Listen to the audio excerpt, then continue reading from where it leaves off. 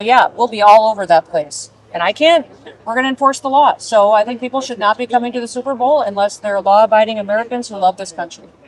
And your message to the NFL with this decision? It seems like they were trying to send a message to the Trump administration. Well, they suck and we'll win and God will bless us and we'll stand and be proud of ourselves at the end of the day and they won't be able to sleep at night because they don't know what they believe and they're so weak. Well, we'll fix it.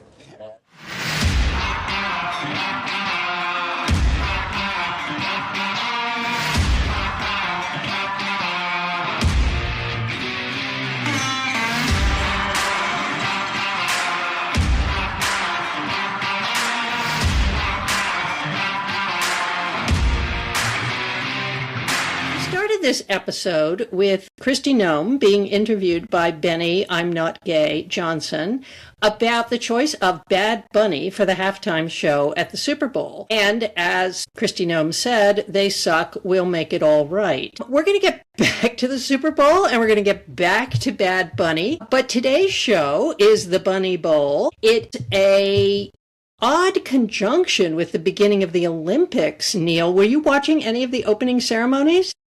I've been traveling this week, so I sort of missed it all, but I'll probably catch up this weekend. How about you? Okay.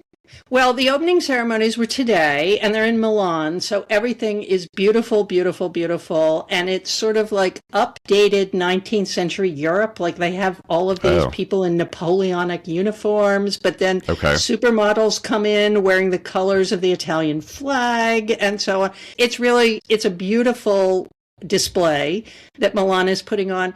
And I would also say, Neil, that it's really nice to have the Winter Olympics back in Europe because I can actually figure out the time change in Europe, whereas China and Japan, I can't even figure out what day it is. Like, have we crossed the international date line or what? Yeah, this is a little better for our prime time, right? When it's being broadcast from Europe. Yes. And actually, it's one of those things where I think streaming is in its, apex because you can watch any event you want if you're on Peacock and you can just sort of go around and see what is on. And I'm really looking forward to the figure skating this year, the gayest event of all events. And apparently there's an American who is going to be landing the first quadruple axel in Olympic history. Amazing. Yeah. So anyway, very much looking forward to it. So let's get to the news. Back to Melania, Neil. The documentary opened last weekend to mostly terrible reviews, but a decent box office of $7 million. Although in Australia, 33 theaters that were showing it across the nation reported sales of only $32,000. I think most of the ticket sales happened in the United States, but there's some questions about how those tickets were sold. What are people talking about, Neil?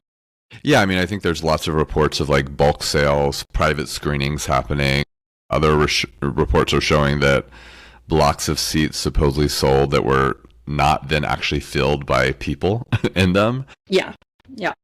Moviegoers who did show up, from what we know, are overwhelmingly white, female, and over 55.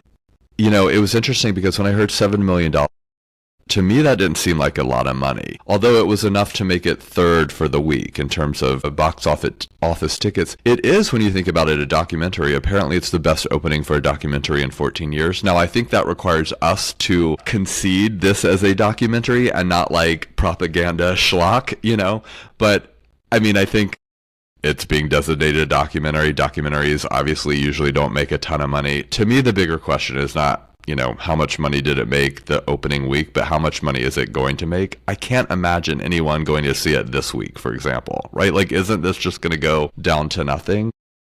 I think so. Of course, Amazon has put $75 million into it, at least, all of which has gone into various organizations connected to Melania Trump. There are a couple of things that seem interesting here. You know, historically, conservative books go to the top of the New York Times bestseller list because they do bulk purchases. And then those books are then distributed at various events and stuff like that. So it wouldn't surprise me that there were phantom purchases of these movie seats. What is, of course, different about it is you can buy books and they just sort of disappear. Empty seats, everyone can see. Yes. The other thing that's really interesting to me, I mean, I knew a few MAGA influencers who told me privately, well, it's really not a documentary. Don't think of it as a documentary at all. And they were actually privately quite dismissive. I don't think there's anybody who really likes it. But these fans of Melania, who, as you say, are white, female, and over 55, why do you think they like Melania? How is she speaking to them?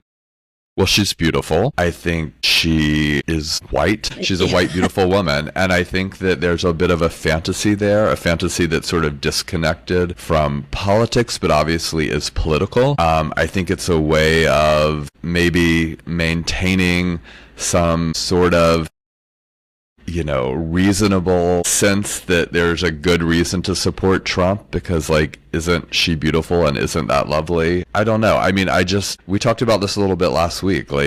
There's not really a huge base of support for Melania in general. And I think, we see the real limits of it here.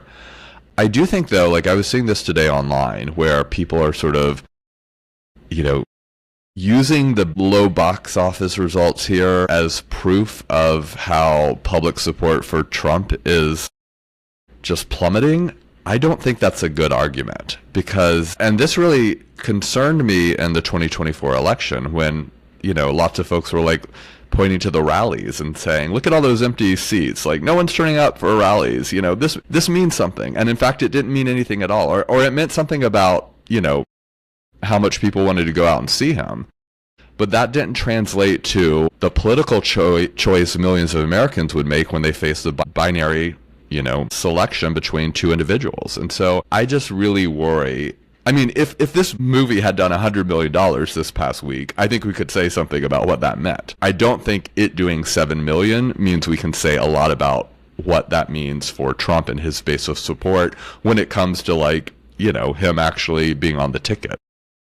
I agree with you. And I think there's a lot of curiosity about Melania, which she has cultivated by being completely opaque. And that people kind of hoped if they went to the movie, they would learn something about her that they didn't know. On the other hand, that's not essential to celebrity. I mean, one of the key things about celebrity is seeing what you think you already know reinforced over and over again. This is a stylish woman. She's a beautiful woman. She's fully in control of her husband. I mean, apparently the movie makes it totally clear that they are not together in any kind of way that speaks to a conventional marriage. And at the end of the movie, which is the inauguration, they come back from the inauguration and he turns one way and she turns the other, which makes it clear that they inhabit entirely different suites in the White House when she's there. Why in the world would they show that, though? I mean, this almost makes me want to watch it, Claire. I know. I think we're going to have to, Neil. Well, I think Melania was the producer. I mean, she made all the creative choices there. Okay. It's also the case that somehow, by some accident, 3 million Epstein files got dumped on Friday, the day of her premiere, which seems not passive-aggressive. It seems aggressive on Donald's part. Yeah, for sure. Wow. Yeah, totally overshadowed it. By the way, Neil, I wrote about this earlier in the week. I am in the Epstein files. Wait, I didn't see this. Say more. Yes. Yeah, I am in the Epstein files. Well, I just Googled my name, and I Googled it because Rick Perlstein put it up on X that he was in the Epstein files. So I just threw my name into the search engine, and there I was. And I wrote a piece about it. It's actually just a course description at the New School, but I followed the breadcrumbs. And what I learned is that Jeffrey Epstein was sending a number of the women he was involved with, and clearly they were older women because they were college age, to the New School. Like he was trading education for And there are tons and tons of emails about their applications to the new school. I'm actually going to write a little more about this because I really went down the rabbit hole in this post, and there's so much to talk about. But you and I, of course, know a lot about social history and how it was born, and that people end up in documents without realizing that they are becoming historical figures. For sure. And that is true about, I mean, there's so much about the new school in there and what it says about the new school as an institution. Wow. A lot of these women did not know that when you apply to college or graduate school, you have to take standardized tests. So they would send in their applications, and the admissions deans would write back and say, I'm sorry, we can't accept this because you haven't taken the SATs or you haven't taken the GREs. But the new school doesn't require tests. So he was funneling all of these students into the new school. So I'm there. I did, in fact, search Neil Young. I was going to say. And there are two Neil Youngs in the Epstein files. One, the Neil Young we know, the musician who you are always getting confused with. Oh, I thought you meant me. And then there's, well, I needed to know. I mean, as Kara Swisher said about Scott Galloway, trust but verify. But there's another Neil Young who's an airline pilot who was in Epstein's employ. But none of the Neil Youngs are you. You'll be glad to know. And of course, I ended up there entirely by accident, as did a great many other people, because Epstein constantly had stuff coming into him. There were all these people who were feeding him political information and so on. So a lot of journalists ended up in the Epstein files who didn't know they would. All right. So listeners, you can go and read that post and find out what I learned about the Epstein files. I'm going to be doing a little more writing about this in the future. But let's get on to our next news item. Over the weekend, ProPublica reported that the two men who murdered Alex Preddy, an ICU nurse and Minneapolis ICE observer, are Border Patrol agent Jesus Jesse Ochoa and Customs and Border Protection Officer Raimundo Gutierrez. Both men are veteran agents, normally based in South Texas. Ochoa is a gun enthusiast who owns over 20 weapons, Neil. And Gutierrez is a specialist in rapid response, high-risk operations. How does knowing who these guys are help us think about what's going on in Minneapolis, Neil? Well, I think, first of all, it obviously puts a human face to this, sort of complexifies or at least complicates, I think. I mean, I think just sort of humanizes the agents here, not in a way that I think, like, lets them off the hook, but I think, like, speaks to really what a lot of folks are writing about and thinking about, which is like the sort of folks who are drawn to this work. You know, a lot of the reporting is around this, sort of the low-level qualifications, if any, that are needed for this, the sort of desperation that a lot of people have in choosing this. But I also think there's an aspect of sort of politics here, obviously, and the sort of folks who are involved. I mean, the fact that this guy is a gun enthusiast seems highly relevant to the decision to be doing this work, let alone to what unfolded there in Minneapolis. So those are the things that stand out to me, in addition to, I think, the issue of sort of race and ethnicity that is a part of this as well. What sort of resonates for you, Claire? Well, I think all those things are right, Neil. And I think what I would add to it is it emphasizes to me that this is martial law. This is not a policing operation. This is not an immigration operation. This is martial law, and this is what martial law looks like, and we should start calling it that. I mean, if you look at Gutierrez, a specialist in rapid response, high-risk operations, what is somebody like that doing on the street doing routine policing operations? Similarly, the fact that they are both Border Patrol. You know, everybody knows that the Border Patrol is the most out there cowboyish arm of Homeland Security. And they are not trained to be in a domestic police setting. And I think it just emphasizes that the federal government willingly put Americans in danger by bringing these agents into Minneapolis. And whether they did it because they wanted to just saturate the area with federal agents, or whether they did it specifically because they knew these guys would be brutal with people, to me, it hardly matters at this point.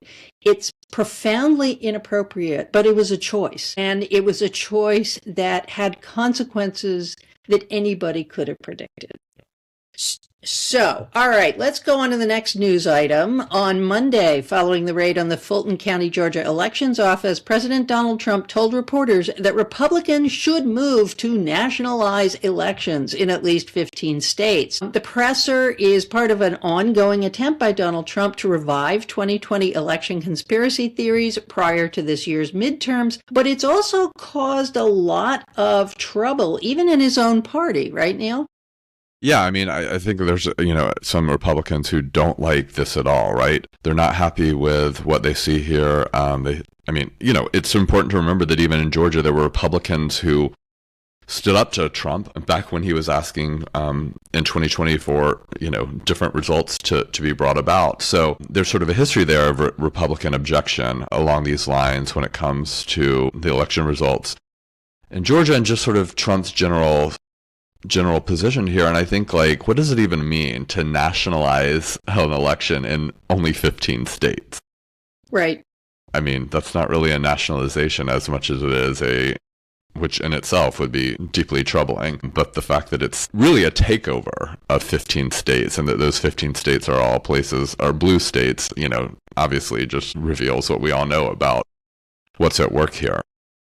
Yeah, and it's going nowhere good. And it reminds me in many ways of what went on in the local level at the end of Reconstruction and the beginning of what they called in the South redemption in the 1880s, where militias and Klansmen would beat and shoot and drive people away from the polls. And it was a kind of violence in the name of having a free and fair election that happened at the local level, but that aided in restoring Jim Crow to the South, a kind of legal slavery that was not, in fact, people being officially owned, but Black people being fully politically and socially controlled by white people and not being able to cast votes. And of course, that lasted for 80 years, something like that. So there is a sort of troubling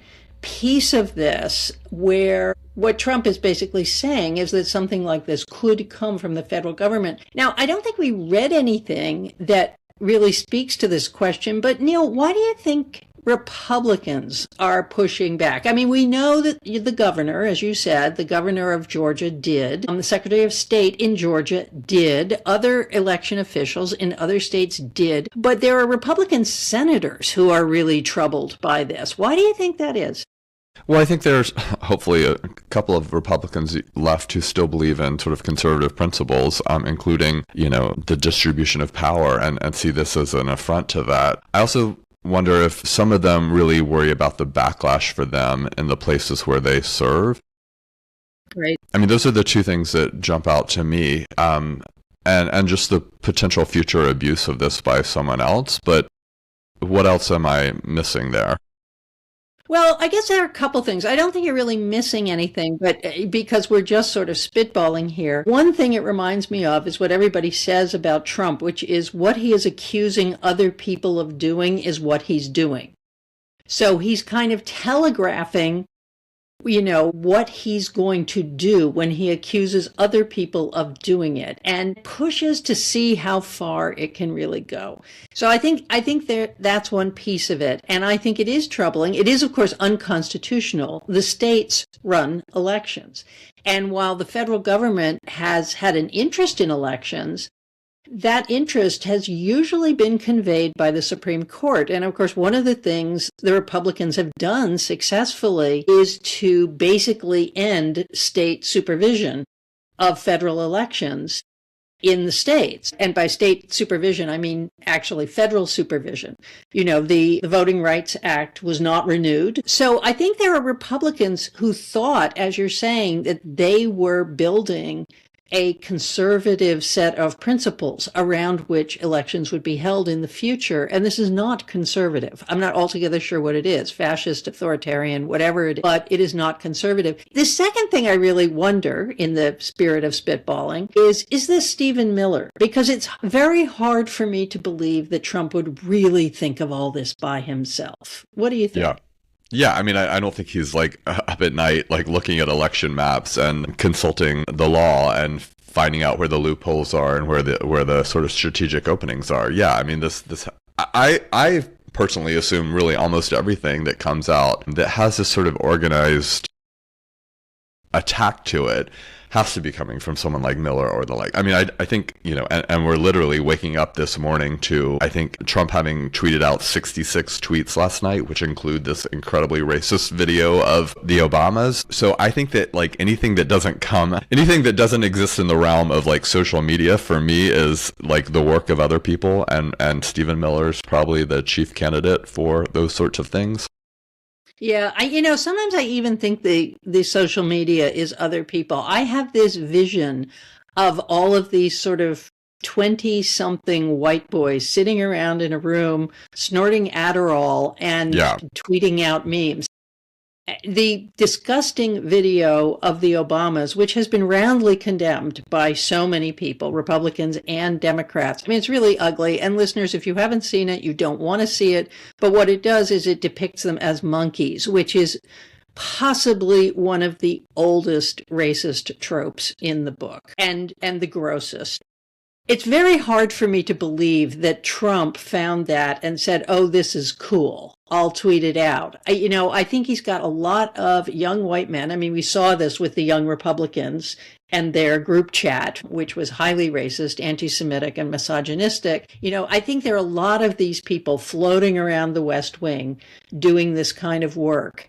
And when we see 66 tweets from Donald Trump, it's almost impossible for me to believe that he could have put together 66 tweets. There's got to be somebody else with access to his account that's doing this. And by the way, whoever's in charge of Donald Trump's Truth Social account has taken that video down, but you can see it all over the place because you can't really rein that stuff in.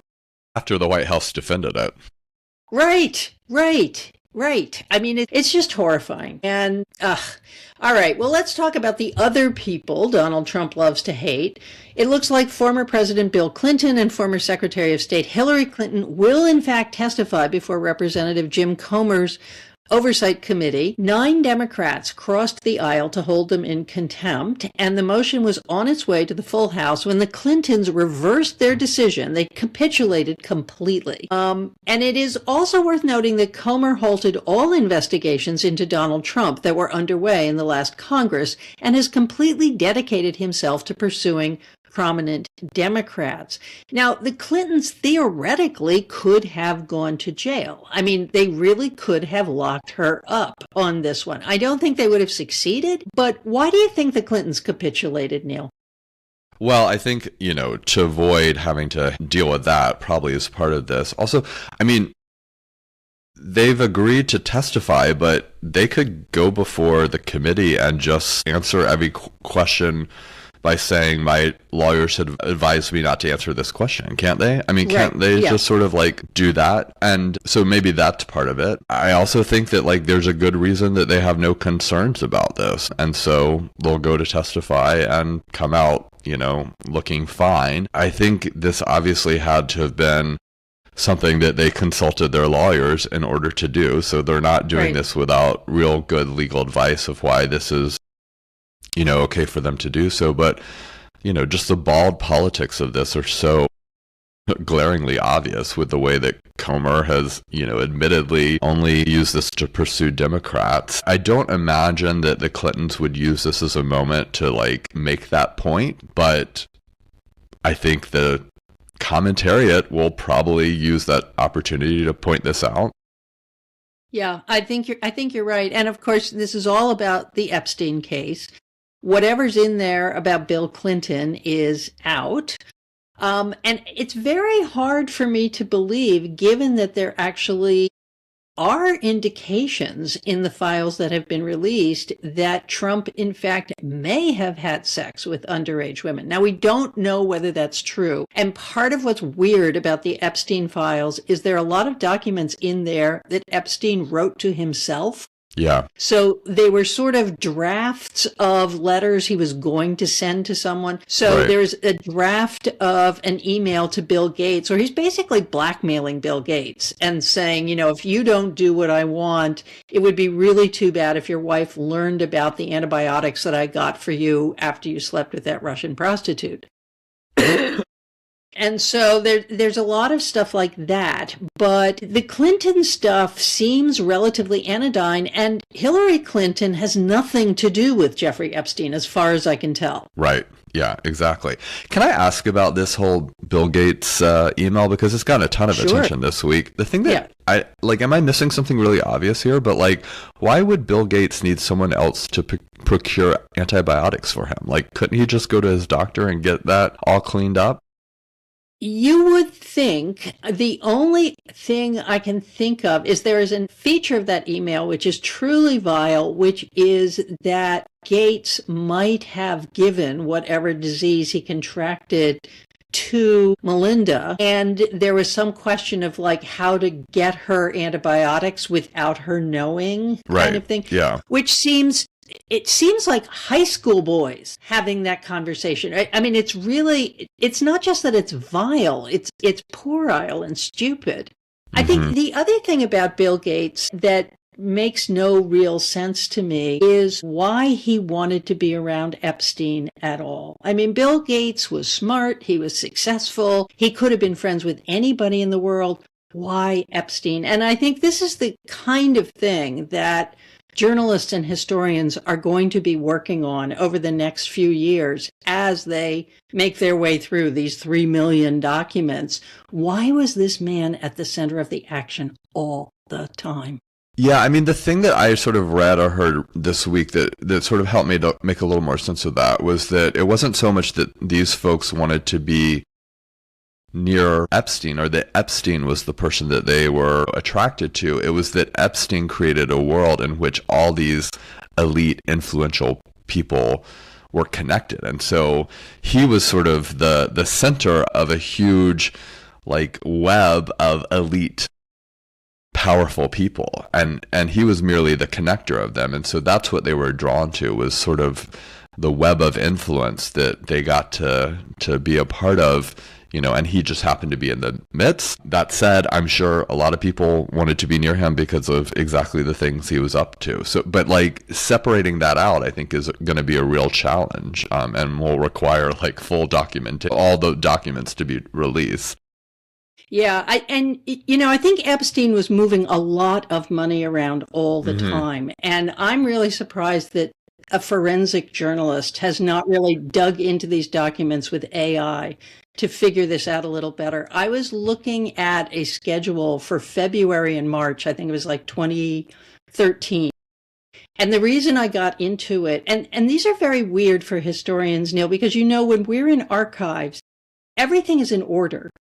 It's been organized chronologically, it's been organized by subject, and so on. And when all these documents are online, it's just chaos. And you have no idea where anything really belongs. And often when you and I are in the archive, we'll look at a document, and what comes before and what comes after actually makes sense of the document. Yep, so they're totally. all kind of standing on their own. But anyway, when I was running down the new school, which is all over the Epstein files too, because of these young women who he sent to school there, I also figured out that Bob Kerrey, the senator from Nebraska, who was president of the new school for about 9 years, after he ran for Senate again from Nebraska in 2012 and failed to become a senator again, he started this thing called the Minerva Project, which turned into Minerva University, and he got Epstein involved in that. So by following that trail, I came up with a schedule for Epstein for February and March of 2013.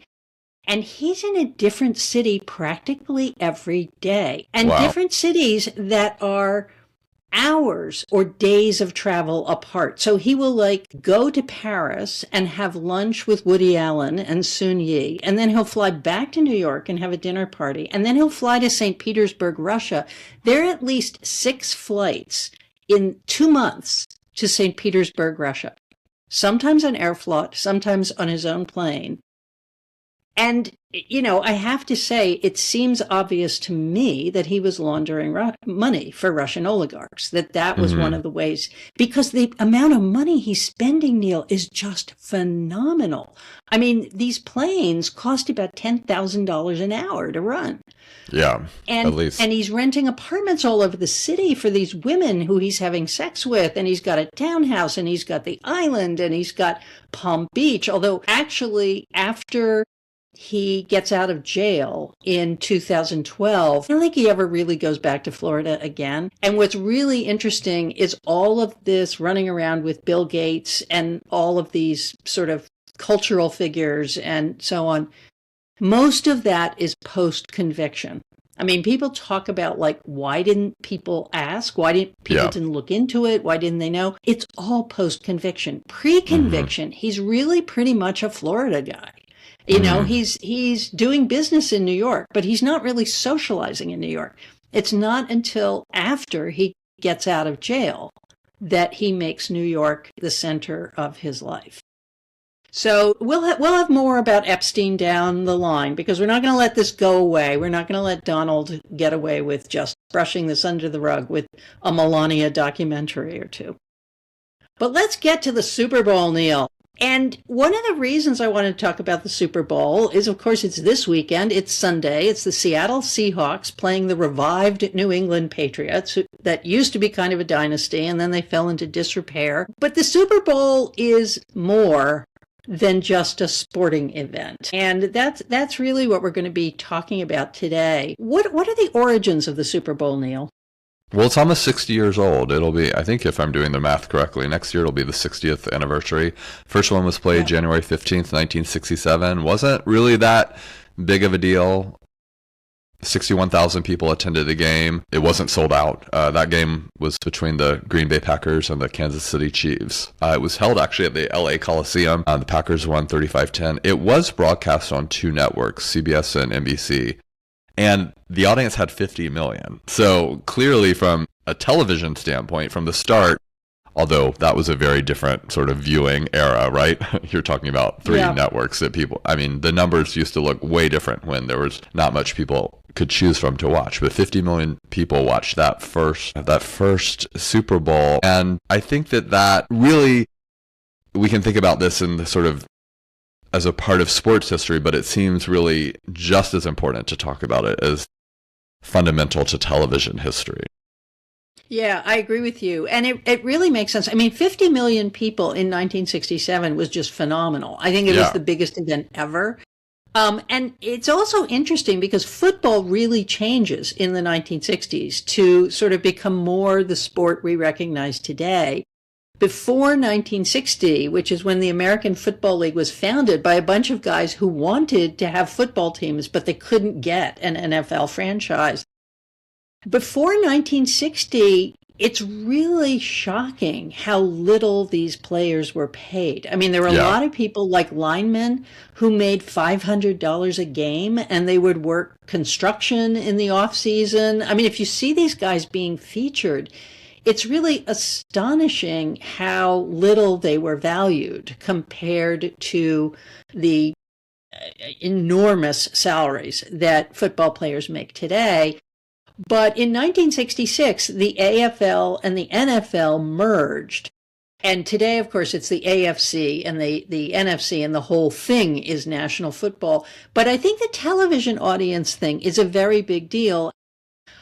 Before I knew that, I hadn't really understood why live games were being played around the world during the NFL season. You know, they play them in London, and they play them in Berlin, and they play them in Argentina, and so on. And it really doesn't make much sense to me until I thought, oh, it's about increasing the television audience, because there's really nowhere to go with television audience in the U.S. They tapped that out. So they're going for a global audience. Yeah, exactly. And it's a global audience is all the more accessible given, the technologies of our age, streaming and all the rest. But yeah, building out that global audience to sell merchandise, to get more eyeballs on it. The NFL has I think struggled in a lot of ways with the U.S. market for all sorts of different reasons. But there's a sort of expanding global market available to it that they're truly seeking.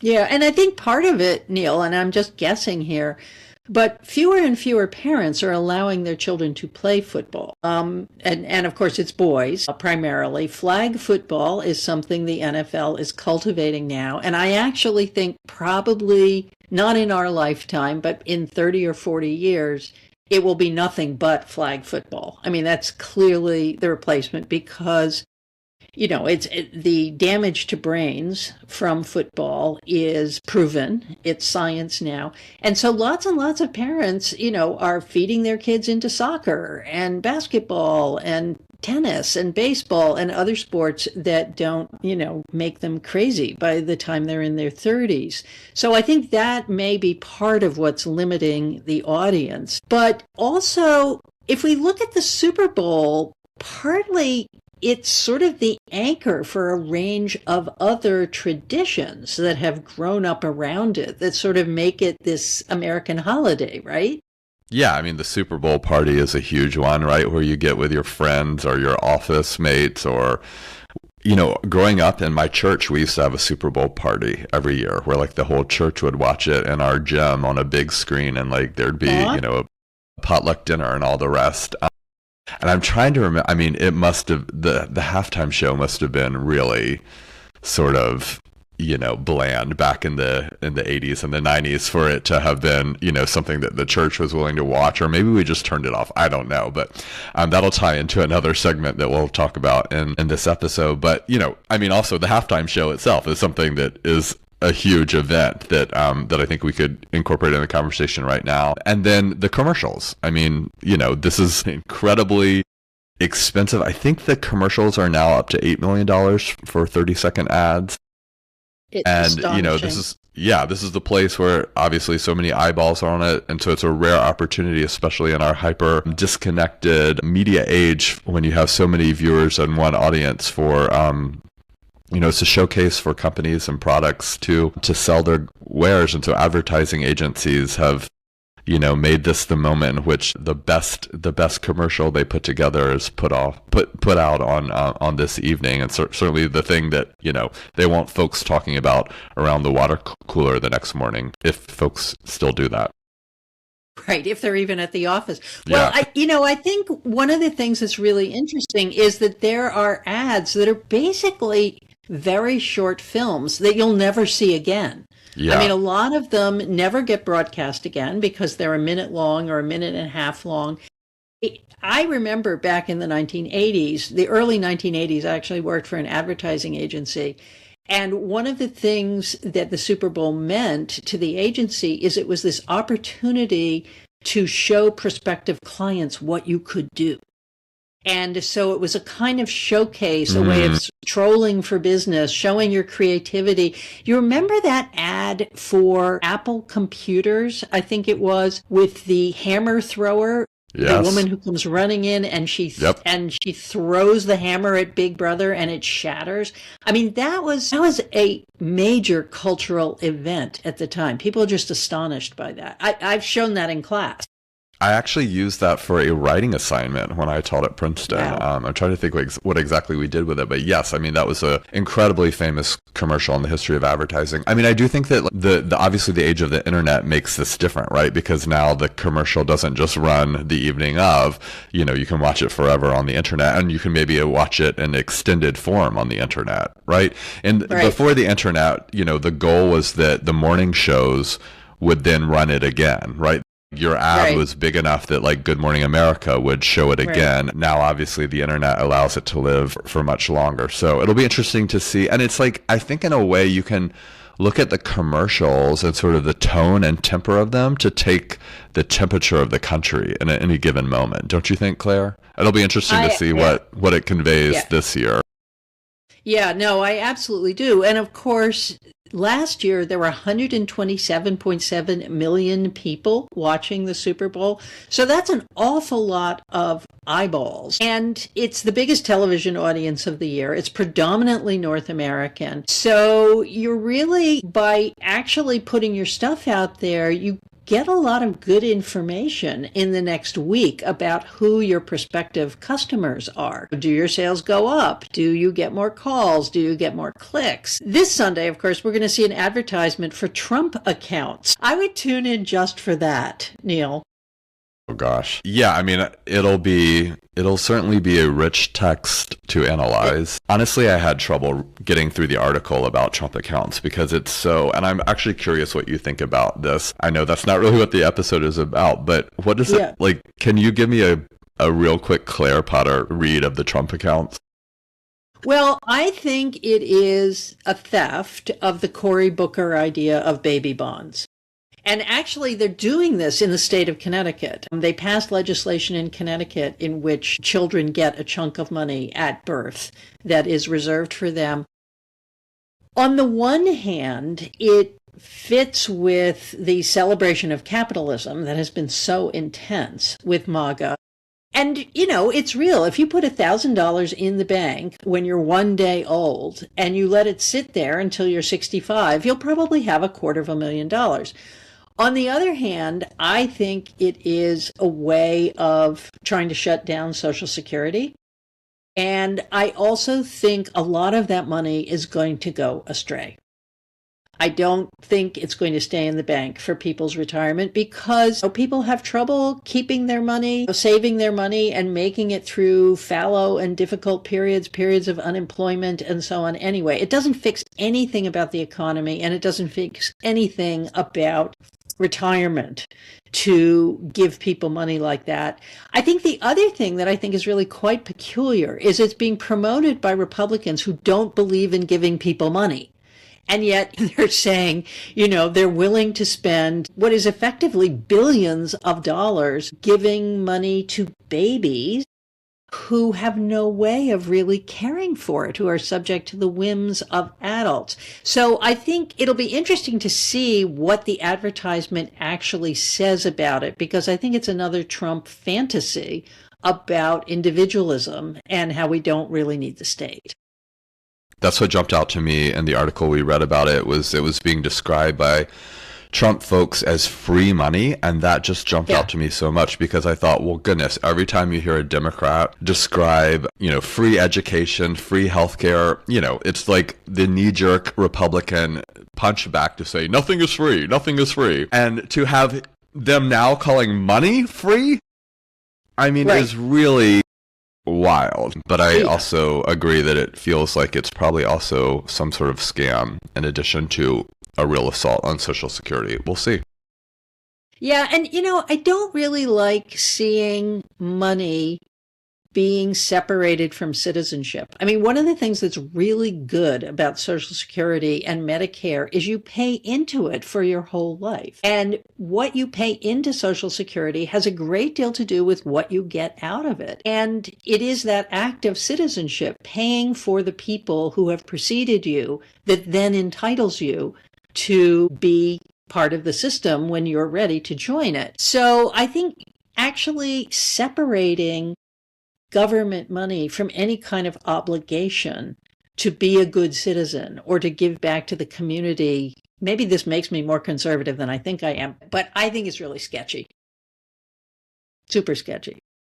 All right, so let's talk about the other tradition that has emerged since the George W. Bush presidency, which is the Super Bowl Sunday presidential interview, taking advantage of all those eyeballs, assuming that they will actually stay there after a football game to listen to the president. That tradition became so entrenched so quickly that Joe Biden's decision not to do it in 2023 and 2024 was controversial. Now, Donald Trump is going to do the interview, but he's not going to attend the game. So let's just parse this out with Biden and Trump.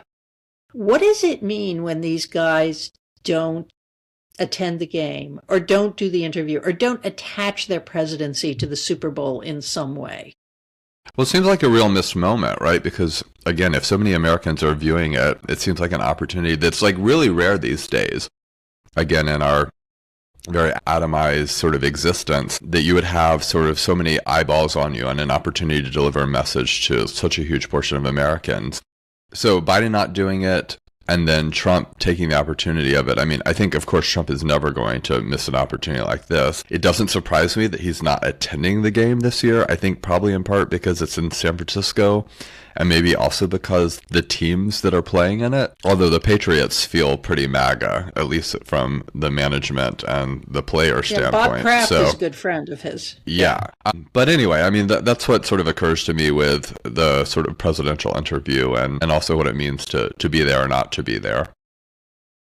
I mean, Trump has certainly liked going to a lot of college football games, but those have been very carefully selected to be almost always at Southern universities. Right, and the Army-Navy game and so on. So looking back on Biden not doing the presidential interview in 23 and 24, in retrospect, don't you think maybe it was part of his people sort of not wanting to turn him loose? Like those 127 million eyeballs, they didn't want 127 million people to see someone who was stumbling and fumbling and couldn't remember things or appeared not to remember things. What I'm hearing about Donald Trump is that he's afraid that he'll be booed. Yeah, and he has been, even in places where I think he probably wasn't expecting to be booed. So yeah, I would think San Francisco. Yeah. And one of the teams is Seattle. Yeah. Yeah. And also given just recent events, I wouldn't be attending an event like this either if I were him. Right. Although, it's interesting, the whole Kristi Noem interview that we started with, one of the things she was saying is, well, Homeland Security agents are going to be all over the place. It is true that Homeland Security is in charge of security at the Super Bowl, that it's such a big event. I mean, there have been movies made, fantasy movies about a threat of a nuclear weapon being dropped on the Super Bowl and so on. So it is a real security challenge. And if it weren't Kristi Noem, I would be like, great. But what she's basically saying is, because Bad Bunny's there, we're going to be keeping our eye out. Now, Neil, it probably costs around $10,000 minimum to attend the Super Bowl. So realistically, do we think undocumented workers are going to be showing up at the Super Bowl? Probably not, but I think they like to take any moment to turn the conversation to them and to blame them for everything. So she's going to do what she's going to do. I know, Kristi Noem's going to Kristi Noem. But okay, so now that we're sort of edging into the violence, the Super Bowl is also a really big day for domestic violence. I mean, emergency rooms all over the country sort of gear up for the Super Bowl. Apparently, it is the most dangerous day of the year to be at home with an abusive partner. What's the deal with that, Neil? Well, I think, there's probably a lot of alcohol involved in this day. The alcohol consumption goes up. I think there's, the violence of football has to play a part in that as well. And just sort of the hypermasculinity that, the sport entails. Those are the things that stand out to me. Yeah, I think that's right. Apparently also, some men get really upset when their team loses. And one of the things that I've really wondered about is given how big gambling is now. I mean, gambling on the Super Bowl has always been something that went on, but now gambling is legal in so many places. And the ways you can gamble are so minute. Like you can gamble on whether Sam Darnold is going to wear black shoes or white shoes. It's really astonishing. So that there are large amounts of money that are being lost on this game, since everybody knows the house always wins. And so the anger about that is often turned on partners as well. But yes, the question of the masculinity of this game is something we're going to return to a little bit later. Well, actually, let's turn to it now. There's a study, and I was really excited to find this. A woman named Brianna McNary, who is now a sports reporter in Nashville and an editor, but when she was a sociology major at Ohio State, she wrote a senior thesis about homophobia in the NFL. And let me just, out there, if there are any listeners who are undergraduates, it's a great thesis. It's a fabulous senior thesis, and it's really smart. And she did all of this research to figure out why football is so homophobic. And it may seem obvious, but things like this aren't obvious. What I thought was really interesting is that there are only 16 players who have come out as gay or bi in NFL history. All but one, Carl Nassib, were retired by the time they came out. But what was really interesting to me is that the NHL has had no out gay players whatsoever. There have been only 2 out gay players in the NBA and only 3 in Major League Baseball. Neil, I guess it seems obvious, but why are men's professional sports so reluctant to face the world that the rest of us live in? Yeah, I mean, I think that these are, like you said, it seems obvious to say, but just like hyper-masculine spaces that I think really have a sort of retrograde image of masculinity in itself. I mean, I think that like there's not really an updated modern sense of manhood that these sporting groups model in general. So it's not surprising, therefore, that like it would also be these would also be really, really homophobic spaces. We know that athletes are gay. We know that, many gay people are athletes, but there's something about, I think, these high level elite sports in an American context in the professional realm that just has not really allowed for folks to come out. But even like knowing that the folks who have come out after their professional careers, it's not that big of a number. And I think that's striking as well. Yeah, I mean, we I wouldn't agree say with this you. about Olympians, right? Like if you were to look Right. at the history of Olympians, actually there was a really good recent book, I'm blanking on the title, that just came out a year or so ago about sort of a queer history of the Olympics. And that's a robust and long history of lots and lots of queer athletes at the Olympic level. But in the professional world of American sports, it's almost zero, really, when you look at the numbers.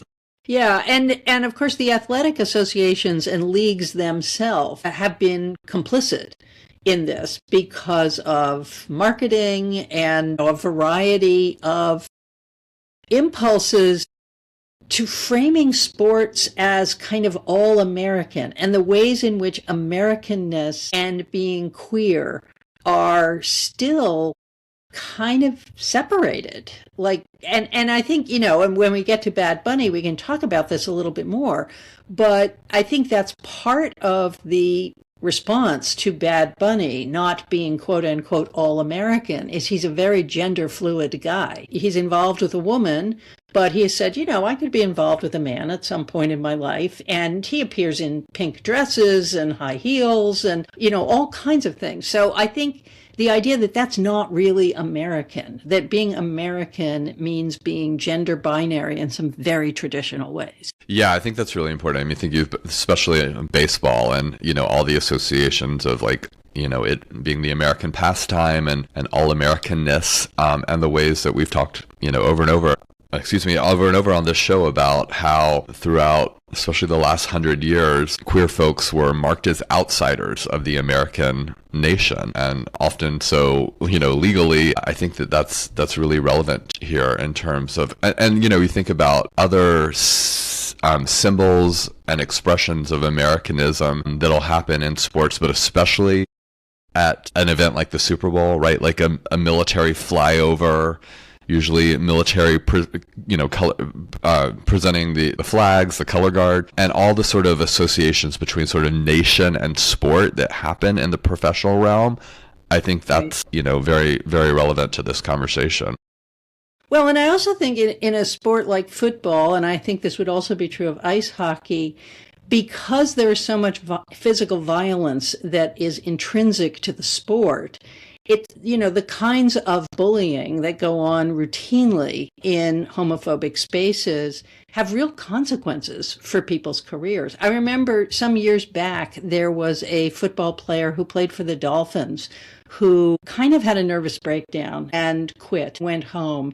And it was a very, very big deal that this had happened. And nobody would say why it had happened. And they sort of alluded to mental health issues that he'd had in the past and so on. But it seemed pretty obvious to me that he was the object of homophobic bullying because they were hurting him all the time. They would do whatever they could to hurt him. And then say, well, I was just making a block. I was just making a tackle, but doing things in a way that were unnecessarily violent. Yeah. Well, let's sort of dig a little more into this all-Americanness before we get to Big Bunny, because football, like many other sports, all other professional sports, began as a segregated sport.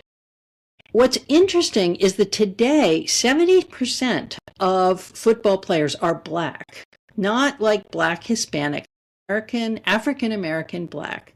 70% of the players, but only 20% of the broadcasters are Black. Only 30% of the coaches, any coaches, are Black. And there are only 3 head coaches in the league that are Black. In fact, we started the year with 6 head coaches that were Black. 3 of them were fired. And this year, out of the 10 open head coaching jobs, only 1 new hire was not white. And that's Robert Saleh of the Tennessee Titans, who is of Lebanese descent. How do we make sense of this? I mean, football is presenting itself as a very white sport, even though its players and many of its star players are Black. Yeah, and I think a lot of this has to do with management and ownership, right? And just like the networks of power that are involved in, an incredibly rich organization like this. And so I think it sort of mimics what we see in other spaces like this in terms of networks of power and what that means for race and racism. But it's all the more stark when you have the labor force that you do. It's really all the more stark and appalling given that huge disparity between players and management and coaches. And even just like you say, like the broadcasters, right? The fact that like the television coverage of this is so overwhelmingly white. It suggests that this is a white-owned event that like relies on the entertainment of non-white and specifically of Black persons. Yeah, and for many, many years, of course, you barely ever saw a Black quarterback. I think Warren Moon was one of the first to really become a star. Coaches would just openly say Black people aren't suited for this job, meaning they're not smart enough to run a team, or no white players will work for a Black quarterback. I mean, it was all implicit. It was never really said. But even if you look at the positions today, tight ends are almost uniformly white. I can't name a Black tight end in the league. Similarly, centers, who are really important to the offensive line, they are almost always white. The Philadelphia Eagles, who are not in the Super Bowl this year, have 2 players, Reed Blankenship and I can't remember, Cooper DeJean is the other one, and they are in the backfield. The backfield is almost uniformly Black, and it is unusual that these 2 guys are white, and it's so unusual that the rest of the team refers to them as the amazing whites. So it's interesting to just look at the position players and see how certain kinds of individuals that you're very highly focused on, those are positions that are almost always racial. Running backs, which have a career longevity of about 3.5 years, something like that, they're almost uniformly Black. So it's interesting to think about this, making the turn into the MAGA outrage about Bad Bunny, who might be one of the great American artists of all time, being asked to do the halftime show. So, Neil, tell us about Bad Bunny. Well, he's from Puerto Rico. He's won 3 Grammy Awards, including, just this year, just like a week ago, Album of the Year for Debe Tirar Más Fotos. That's also the first Spanish language album to win that award. So he's performing at halftime.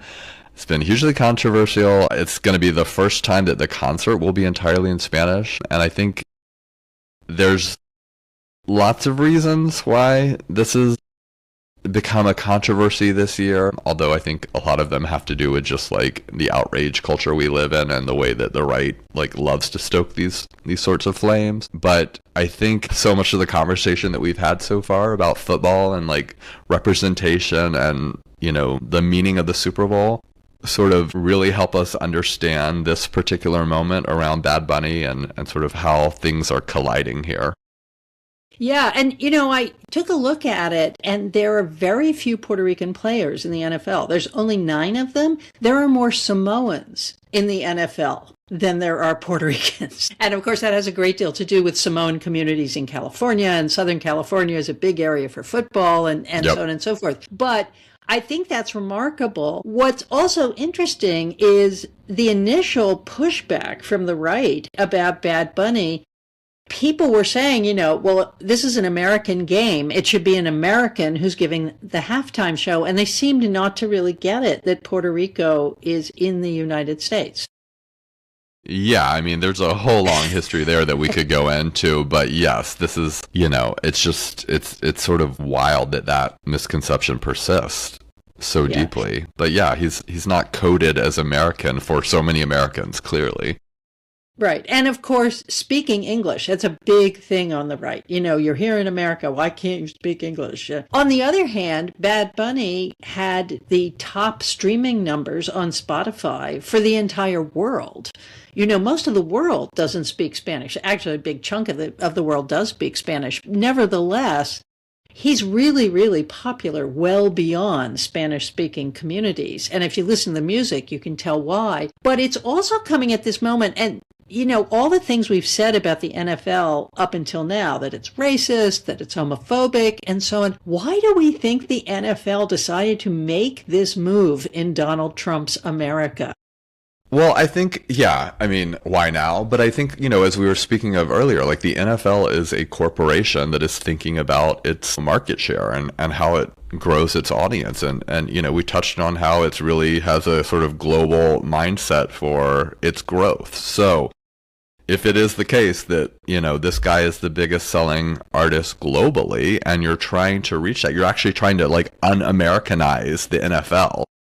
Right. To reach those audiences, this seems like a good way to do so. And I think that like that's really interesting because it sort of speaks to Americans' relationship to this thing, right? They want to look at it, I'm speaking very generally here, but sort of wanting to look at this as a sport, as a pastime, and not recognizing what it actually is. It's a corporation. And so capitalism is at work here, y'all, right?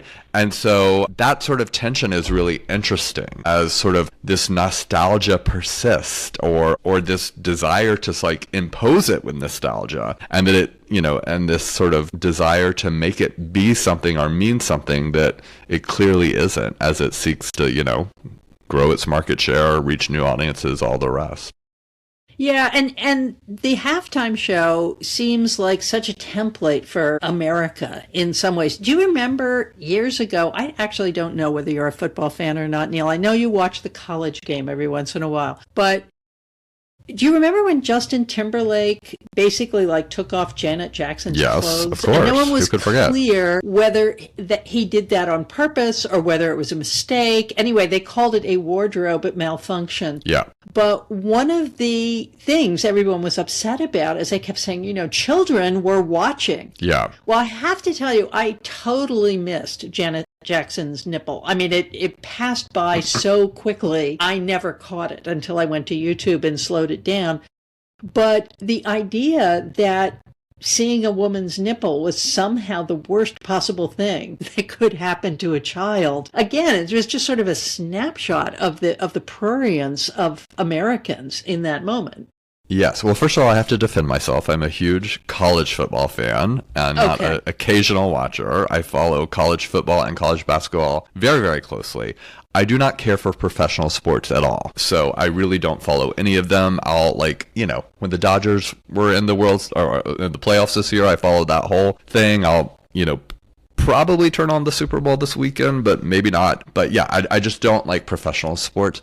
But yeah, I mean, we could do a whole thing about sex, gender, and football in the NFL, right? Like, Right. that's a rich topic in itself. And, it's worth thinking about what it means to have this sort of pearl clutching about the Janet Jackson moment when you have like women like the Dallas Cowgirls on the sideline. And right. And like the NFL has always been historically sort of, tracing that line or trying to find where that line is between sort of sexiness and keeping male eyeballs on the whole thing, and then this sort of line of like, but what about the children? So and that more recently, I remember there being a lot of pearl clutching around this was just maybe 2 or 3 years ago when Shakira and J-Lo did the concert together, which also I think Shakira, the global star there as well. So lots of things are at work here, and I think that Americans love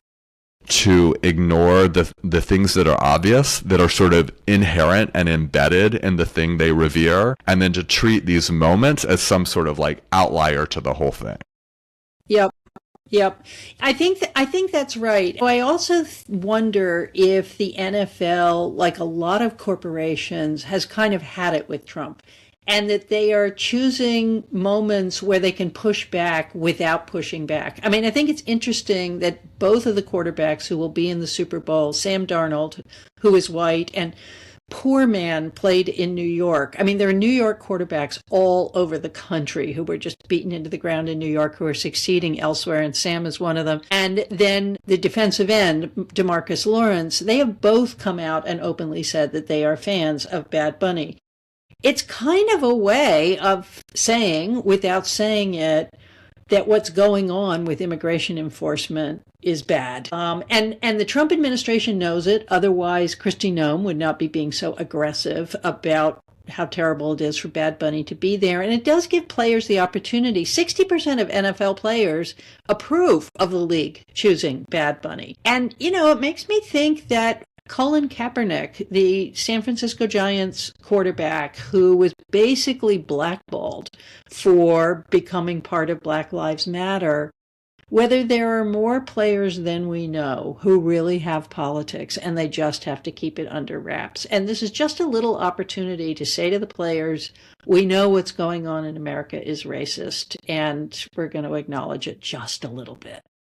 Yeah, I mean, that very, very much may be the case. I also think, again, if you think about how poorly the American brand is doing on the global stage, right, it's in the NFL's interest to try some sort of disconnection between, it's as an organization and this nation in sort of the global imagination. So, one thing I think is also interesting is like, obviously this is a sports organization that only has teams within the U.S., right? It's not like the NHL that like crosses a national border. Like oftentimes in the NHL finals, you have both the Canadian and the American anthem being sung because there's, Toronto and Buffalo are playing or whatever. That's not the case for the U.S., for the NFL. So, and I think the NFL has looked to opening teams in other countries, and it just hasn't panned out yet. But I think that's sort of a tension that inherent in the NFL is it seeks to, again, be a globally recognized brand of like, what does that mean when all the teams still are in the U.S. and Americans have such a strong association with it as being like an American thing? Neil, I think that's so smart, because I was just sitting here thinking, I think the NFL is the only professional sport that is not international. And of course, one of the places it could logically spread to is Mexico City. Sure. And, or Toronto too. And yeah. I don't know, Vancouver, Calgary. Yeah. I mean, there's a Canadian Football League, but you're right. Yeah. I mean, it's not just the NHL. It's also the NBA. It's also Major League Baseball. Tennis, I mean, soccer, that's what we had just this year with the World Series was, Toronto and Yeah. No, that's really interesting. Well, to put a pin in the end of this, MAGA has come up with a solution to all of this. Turning Point USA has created counter-programming for halftime, a so-called all-American halftime show headlined by Kid Rock and three people I have never heard of. Kid Rock is, of course, no longer a kid. I think he's got to be as old as I am. And it's going to stream on YouTube and a handful of right-wing platforms. I'll be really interested to see the numbers on that. I will too. I don't think it's going to do well, but who knows? I think it's going to be horrific because, as you said, none of these people are people you've heard of, and Kid Rock himself is like, I mean, what is the relevance there? People have been also sharing today, I've seen a lot online, people are sharing one of Kid Rock's song, which basically glorifies sex with an underage woman. Oh, yeah. Which I didn't know about that song, but like, all that tracks. Right. But Right. yeah, I'm sure it's going to be completely horrible. Do you really think like Americans are going to turn the channel and watch this thing? Well, that's the thing, because it's streaming. I mean, how many people are going to say, all right, let's put the television on mute and open our computers now and go to YouTube or Gab or X or whatever and watch everything on a small screen? I mean, it makes absolutely no sense. Part of what's fun about the halftime show is it's like a free concert on the big screen. Yeah. You know? Well, this reminds me, I got a PR email this morning. You know, we get these like press releases all the time because of the work that we do. So I got this email, states most likely to boycott halftime show. And it came up with the top 10 states. This was based on almost 200,000 tweets that were tracked that had something like, you know, I'm going to boycott the show, or, you know, some sort of like hashtag boycott halftime. So, okay, I have the top 10 states, but I wonder if you could pick the number one state that's the most likely to boycott this halftime show. I don't think I would have come up with it, although it's not that surprising. Wyoming. No. Okay, you're really, really close. Utah. But that really actually surprises me. As conservative as Utah is, it doesn't seem like sort of culture wars engaged in the way that like what I would have guessed would have been the top state, which is Alabama, which came in third. But yeah, it's like it's like mostly southern states: Utah, Kentucky, Alabama, Georgia, Louisiana, Virginia, Montana, Mississippi, Nebraska, Indiana. Those make up the top 10. Enjoy watching the streaming Kid Rock show. I love it that not watching something has now become a boycott. Right? I mean, it's like, I remember what people used to talk about with halftime is there was this urban myth that you shouldn't go to the bathroom at halftime because if everybody around the nation all flushed their toilets at the same time, the sanitation systems would collapse, which turned out not to be true, but we all believed it. But it's like you can't not see something and not be part of some kind of boycott nowadays. Right. You know, we're gonna look back on this period in American history and just think everybody was bonkers. All right, so Neil, what do you want to go viral this week? All right, well, speaking of viral, I'm dealing with a horrible cough, which probably some of y'all can hear. So hopefully I'm going to get through this without having another hacking event. But I want to talk about this new podcast series that I'm really enjoying that came out from the BBC. It's called Ransom Man. I've only listened to 3 or 4 episodes. I believe there's 6, but unless you are a subscriber, they're doling them out one at a time. It is about this hacking event that happened in October 2020 when tens of thousands of Finnish people got this email telling them from a stranger, telling them that like 33,000 Finnish people got this email. They all were they were doing therapy through a company called Vastamo. It was this sort of like online platform that had been created that like 33,000, well, more than that, were using in Finland. 33,000 of their personal files, their therapy files, were hacked by this person. And they were informed over email that this would happen. And it is being called the biggest crime in Finnish history.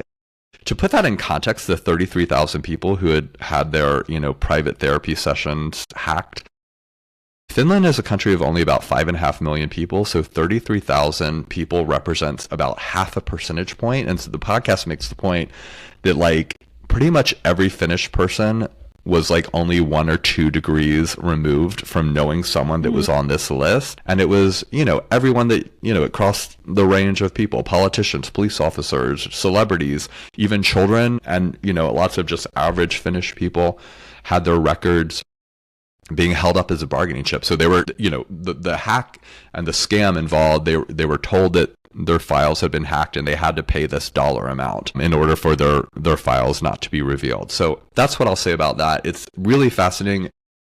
In a lot of ways, I think you could think, okay, this is a podcast about, our digital privacy and like the threats of that, and how much of our lives are in these digital spaces that could be easily hacked, easily accessed by other people. And it's a bit about that, but it's also about, and I really appreciate this, it's about sort of giving voices to patients and to therapists and talking about like what it means to be in therapy and the sort of privacy that should be around that, and just sort of giving voice to their experience in a way that I really, really appreciate it. And the other thing that's really sort of interesting is Finland is, and the episode, or I think it's episode 2 goes into this, Finland is consistently rated the happiest country in the world. And so one of the question it raises is like, okay, if it's always ranked as the happiest country in the world, and yet so many people are in therapy, what does that mean? And they don't necessarily arrive at an answer, but one of the things they suggest is, well, actually part of that happiness is a robust mental health system where people access therapy because they believe but it's accessible to them to begin with, and because they believe it's an important aspect of of life. And so anyway, Right. it's a really fascinating podcast. I highly recommend it. It's called Ransom Man. It's out from BBC now. Wow, that sounds fantastic, Neil. I mean, the first thing I thought was, well, this is a country that is in almost complete darkness for about 10 weeks a year. So Yes. that would put me in therapy if I were not already Right. in therapy. But it also reminds me, I was at the dog food store the other day and checking out with my credit card, as one does. And the woman at the desk said, would you like to join our frequent buyers club or something like that? And I said, well, what do I have to do? And she said, well, you'd have to give me your phone number and your email address. And I suddenly thought, well, you already have my credit card. If you have my phone number and my email address, I'm toast. And I said, no, I would really rather not. And she said, well, it's very easy. And I said, no, there are too many hacks. I mean, I hear from the digital privacy people that I employ about every other week that some major company, most recently it was Substack. There was a hack at Substack, and they gained access to all of our email addresses. And, they sent a really nice message. But normally you hear about this about 6 months later. So I think it's really interesting about how fast we have moved to put everything online, including things like therapy and health and a lot of stuff that's really private. It's not just that you can embarrass people. You can hurt people way beyond money with this stuff. Absolutely. All right, so I'm going to close out this episode with what I think is the best article yet. We have reached peak Olympics almost immediately. It was in The Athletic this morning at the New York Times, and the headline is, "Are ski jumpers enhancing their penises to fly further? WADA is ready to investigate." Now, WADA is the World Anti-Doping Association. They're the people who show up at training centers unannounced and ask you to pee in a jar. But apparently there have been claims in the ski jumping community that male ski jumpers are enhancing their penises. Now, why would they do this, Neil? They would do this because they wear these skin-tight uniforms to jump in that are supposed to be very aerodynamic. But apparently also your mass kind of turns you into a kite. And so if you enhance your penis, and I don't know whether you could do this with female genitalia, I can sort of imagine some ways in which you could, you can increase the size of the suit at a certain key point, apparently. And apparently, if you enhance the penis by about 2.5 millimeters or something like that, you can get an extra 5 meters off your jump. Now, nobody knows whether people are doing this or not, but apparently there has been some chatter in online forums that this is possible. And one possibility is apparently putting paraffin in the penis, and apparently it then sort of dissipates. It's not permanent. And then there's something else called hyaluronic acid, which I looked up, and it's not really an acid. I think it's only technically an acid. Yeah, it's actually sugar. So if you put a sugar solution in your penis, water is drawn to it and it enhances it. But apparently it's not just being in the suit with this enormous dick. It is that when they are scanned by devices as to whether their suits are fitting properly, they have enhanced. And then when they're actually on the jump, the tumescence has receded. And so you get a lot more material that can kind of catch the breeze. Now, the writer said that there's no evidence anybody is doing this, but the fact that it has come up at all is really sort of a sign of where we are in the Olympics, that very small things like the suit you're wearing as a speed skater or the helmet you're wearing as a bobsledder or something, these very tiny, tiny tweaks can produce a margin for victory, where, you know, these events where the difference between first place and 10th place is minute. So anyway, I thought this was fascinating, Neil, and I thought it was a really good coda to today's show, which has been, of course, all about men. Yeah. Goodness. So Putting Neil, a real point on it all. To put a real point on it all. So, Neil, with that, we will conclude today's show. Thank you for being so brave as to go on with this terrible, terrible cold. And I will see you next week. All right. See you next week. Have a good one. You too.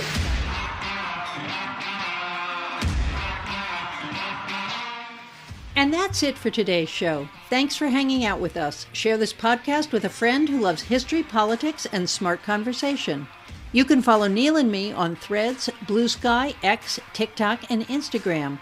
Go to the Political Junkie Substack at clairepotter.substack.com for show notes, more episodes, to leave a comment or question, to subscribe for free, or to support our work for as little as $5 a month. You can also subscribe for free by searching for us on your favorite platform. If you do, please leave a rating and a comment so that other listeners can find us.